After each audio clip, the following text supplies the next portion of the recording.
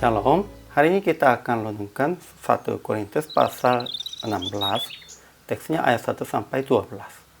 Nah, kita bagi dua paragraf. Paragraf yang pertama ayat 1 sampai 4.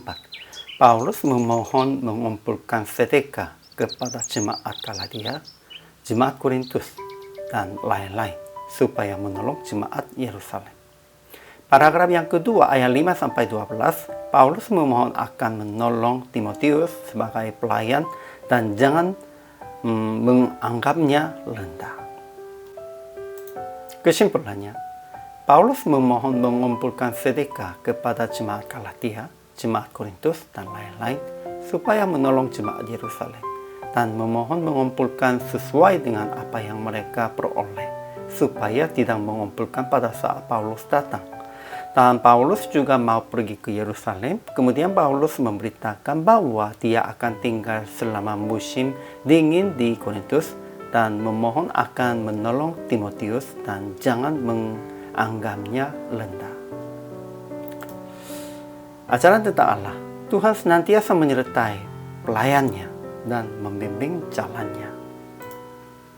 Ajaran tentang manusianya. Pertama, Paulus memohon mengumpulkan sedekah kepada jemaat Galatia, jemaat Korintus, dan lain-lain supaya menolong jemaat Yerusalem dan memohon mengumpulkan sesuai dengan apa yang mereka peroleh supaya tidak mengumpulkan pada saat Paulus datang.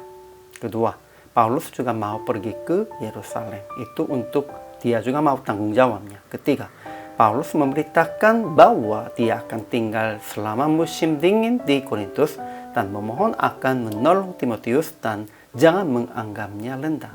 Keempat, Paulus memberitakan berita tentang Apolos supaya melihatkan tetap melayani bersama-sama. Aplikasinya, pertama, mengumpulkan sedekah untuk jemaat yang lemah dengan hati sukacita. Kedua, memberitakan berita baru tentang hamba Tuhan supaya jemaat berdoa dan menolong mereka. Ketiga, tetap melayani bersama-sama dan jangan iri hati tentang pelayan yang lain, sekalipun jemaat membuat golongan dengan hamba Tuhan.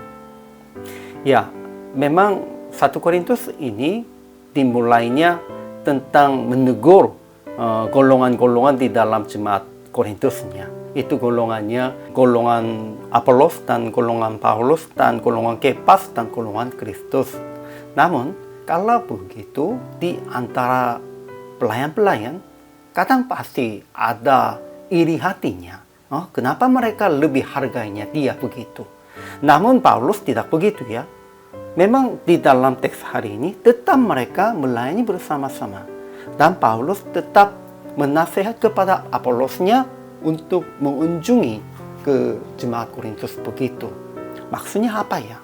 Sekalipun jemaat-jemaatnya bertengkar dengan golongan-golongan masing-masing, kita pelayannya, hamba Tuhannya, harus bersatu di dalam Tuhan.